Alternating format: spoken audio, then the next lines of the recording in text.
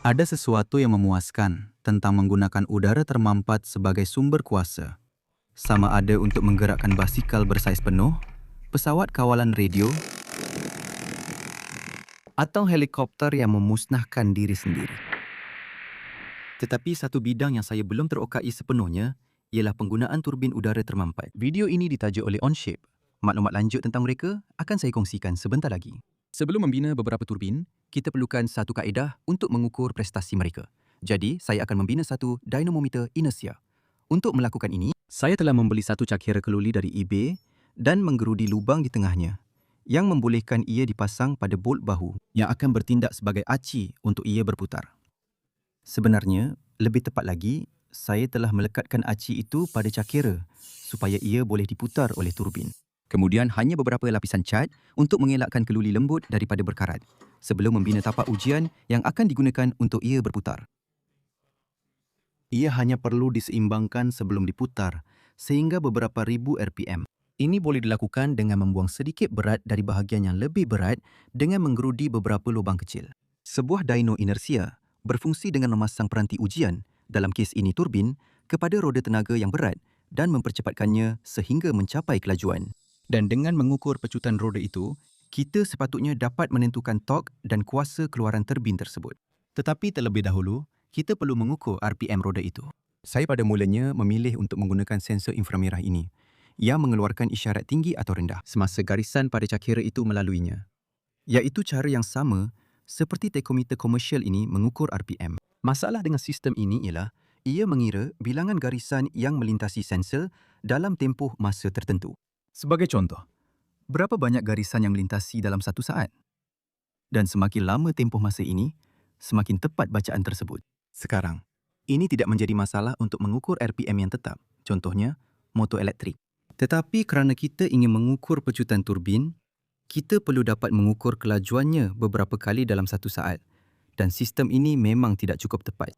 Selain itu, dengan roda dipacu secara langsung oleh turbin, ia mungkin agak berbahaya jika benda ini berpusing pada kelajuan sehingga 20,000 RPM. Jadi saya membatalkan reka bentuk ini dan membina satu lagi dyno inersia dengan pengekut magnetik yang memberikan ukuran kedudukan sudut dan RPM yang sangat tepat serta nisbah gear. Jadi turbin boleh berputar dengan lebih laju sambil memastikan roda tenaga berada pada kelajuan yang selamat. Saya kemudian mencetak turbin ujian menggunakan pencetak resin Formlabs Form 3 saya kerana ia mampu menghasilkan bahagian berketepatan tinggi seperti bilah turbin kecil ini serta muncung berdiameter kecil untuk mengarahkan udara melalui turbin. This test was run at 60 psi using a large... Ujian ini dijalankan pada 60 psi menggunakan tangki udara termampat yang besar dan turbin mencapai kelajuan lebih daripada 18,000 RPM yang mana menggunakan data daripada penikot boleh diplotkan pada graf seperti ini. Sekarang, semakin banyak torque yang dihasilkan oleh turbin, semakin cepat roda akan memecut. Jadi, pada RPM rendah, kecerunan adalah curam yang menunjukkan torque yang tinggi. Dan kemudian, pada RPM yang lebih tinggi, ia mula menjadi rata, menunjukkan torque yang lebih rendah. Dan kita boleh plotkan ini sebagai graf torque berbanding RPM yang menunjukkan hampir satu garisan lurus sempurna apabila torque berkurang sementara RPM meningkat. Ini memang masuk akal kerana torque yang dihasilkan adalah hasil daripada udara yang mengenai bilah.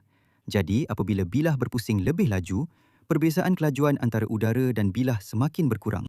Ini mungkin nampak seperti turbin berfungsi paling baik pada RPM rendah kerana inilah ketika torque maksimum dihasilkan. Tetapi inilah masanya kita perlu mengira kuasa keluaran turbin yang merupakan hasil daripada kedua-dua torque dan RPM. Jadi, dengan memasukkan nilai-nilai ke dalam persamaan ini, kita boleh plot graf kuasa berbanding RPM yang memberikan kita lebih banyak maklumat tentang julat optimum untuk turbin ini dengan keluaran puncak kira-kira 11 watt pada kurang daripada 10,000 RPM. Sekarang, reka bentuk turbin ini bukanlah sesuatu yang baru kerana saya pernah menggunakan reka bentuk yang serupa ketika saya cuba membina helikopter berkuasa udara termampat beberapa tahun lalu. Tetapi dari ujian saya sebelum ini, ia berprestasi sangat baik dari segi daya tujahan yang dihasilkan dan juga kemudahan pembinaan kerana ia tidak memerlukan toleransi ketat antara bahagian yang bergerak. Tetapi sejak kebelakangan ini, saya memang ingin mencuba sebuah turbin yang dikenali sebagai motor bilah. Turbin ini menggunakan roda yang berputar di dalam perumah eksentrik dan mempunyai beberapa bilah yang boleh bergerak bebas di sekeliling lilitannya yang dipaksa keluar apabila turbin itu berputar. Jadi, apabila tekanan tinggi masuk melalui bahagian kiri atas, ia menolak bilah-bilah tersebut dan secara beransur-ansur mengembang ketika bergerak mengelilingi turbin. Ini adalah turbin yang sama digunakan dalam banyak alat pneumatik. Dan ia juga pernah digunakan oleh seorang YouTuber lain, Walks by Design, di mana beliau menggerakkan sebuah ornitopter dengan turbin tersebut. Check out his video as it's an awesome project. Saya sangat mengesyorkan anda untuk menonton videonya kerana ia adalah projek yang sangat hebat. Tetapi malangnya, saya tidak dapat membuat turbin saya berfungsi sebaik itu. Maksud saya, ia berfungsi. Tetapi geseran antara bahagian-bahagian ditambah pula dengan kekurangan pengedap yang kedap udara menjadikannya sangat tidak efisien. Saya kemudian terfikir untuk menguji gerudi pneumatik komersial kerana ia juga menggunakan motor bilah dan sepatutnya mempunyai reka bentuk yang lebih sempurna. Dan bunyinya memang hebat. But it does drain my air tank very fast. Tetapi ia memang mengosongkan tangki udara saya dengan sangat cepat. Ini adalah pada kelajuan sebenar dengan tangki udara termampat 24 liter. Dengan ia dipasang pada dyno inersia, ia menghasilkan banyak torque pada RPM yang jauh lebih rendah berbanding turbin cetakan 3D. Tetapi ini masuk akal dengan jumlah udara yang sedang digunakan. Jadi mari kita bandingkan kecekapan kedua-dua turbin dengan menjalankannya menggunakan isi padu tetap daripada botol minuman 2 liter pada 80 PSI.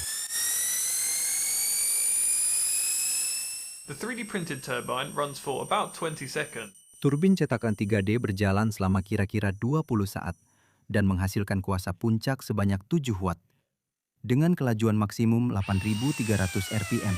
Dan gerudi pneumatik, Well, it drains the bottle almost instantly. ia mengosongkan botol hampir serta-merta. Saya kemudian ingin mencuba beberapa profil bilah yang berbeza pada turbin asal.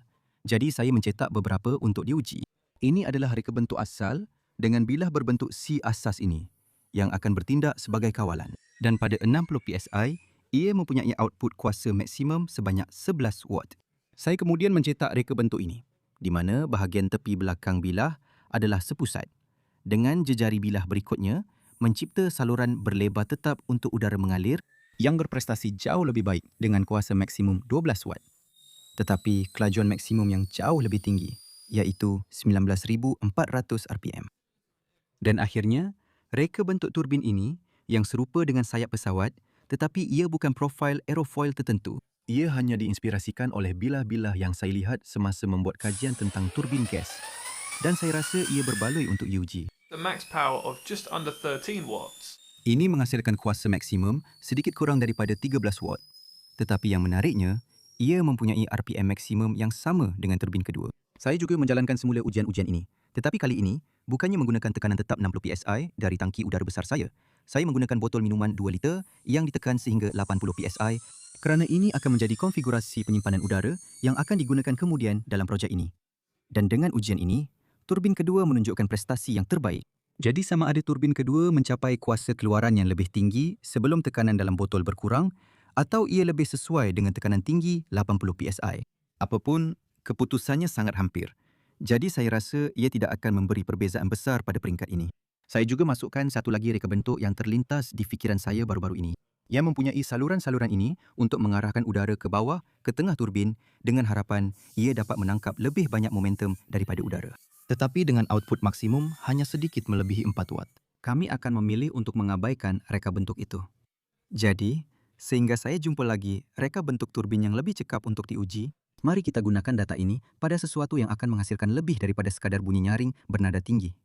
Tapi, ia mungkin juga akan menghasilkan bunyi nyaring bernada tinggi. Saya mulakan dengan mencetak casis yang akan menempatkan turbin itu sebab siapa yang tak nak kereta turbin kawalan radio. Dan untuk menjadikannya boleh dikawal melalui radio, saya juga mencetak sebuah injap yang akan bertindak sebagai pendikit di mana bahagian kecil yang tirus ini sepatutnya mengawal aliran udara ke turbin. Dan dengan ini dipasang pada casis, saya boleh memasang servo untuk mengawalnya dari jauh. Then I attached a small length of tubing to join the throttle to the Kemudian saya sambungkan sebatang tiup kecil untuk menghubungkan pendikit ke muncung turbin yang akan mengarahkan udara masuk ke dalam turbin. Reka bentuk turbin ini hampir sama dengan yang diuji sebelum ini, tetapi ia mempunyai gear untuk memacu roda belakang. Satu-satunya masalah ialah saya rasa saya telah memecahkan galas ini semasa menekannya ke dalam hub. Jadi saya perlu ubah reka bentuknya nanti. Tapi sekurang-kurangnya, ia boleh dipasang pada kasis dengan baik dan sejajar dengan muncung. Saya kemudian memasang satu pemegang untuk menahan botol minuman sebagai ruang tekanan yang boleh disambungkan ke pendikit dengan beberapa tiub fleksibel serta injap sehala untuk mengisi botol dengan udara termampat menggunakan pam basikal.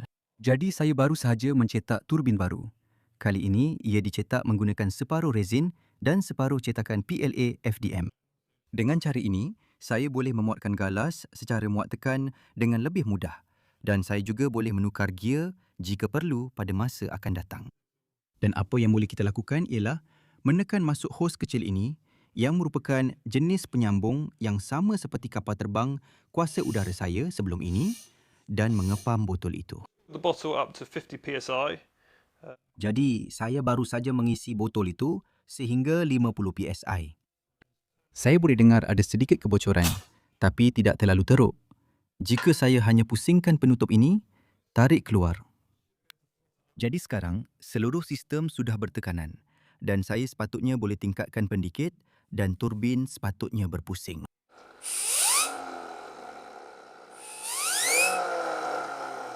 Whoa. That is so cool. The next step is Itu memang hebat. Langkah seterusnya adalah untuk menambah beberapa tayar, yang mana saya pilih untuk menggunakan tayar dragster yang kelihatan sangat pelik ini, yang diharapkan dapat menampung keseluruhan 11 watt kuasa turbin.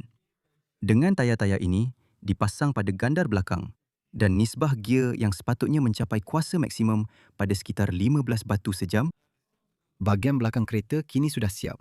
Dan sekarang tiba masanya untuk membina bahagian hadapan kesis. Untuk memastikan beratnya ringan, saya memutuskan untuk menggunakan 2 batang gentian karbon untuk memasang chasis hadapan. Dan botol itu sepatutnya boleh diletakkan dengan baik di atas batang tersebut. Jadi sebaik sahaja chasis hadapan diapit pada kedudukannya, tiba masanya untuk memasang stereng dan beberapa roda yang sedikit lebih kecil. Sejujurnya, roda-roda ini mungkin sudah cukup cengkaman untuk dijadikan roda belakang juga. Tetapi tayar dragster itu bukan murah. Jadi saya akan terus menggunakannya. Kemudian, kedua-dua pivot steering hadapan boleh disambungkan dengan palang steering yang akan membentuk geometri steering yang diperlukan. Dan akhir sekali, pemasangan elektronik yang agak berselerak yang saya sendiri tak bangga, tapi ini cuma prototipe, jadi kenapa perlu kemas sangat? God, we've got a lot of pumping to do today.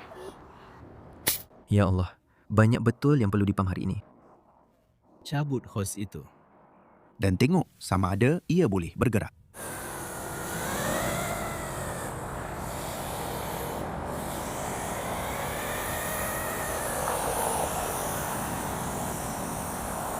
It doesn't go very far. But let's try. Ia tidak pergi jauh, tapi mari kita cuba pada tekanan yang lebih tinggi dalam garisan lurus.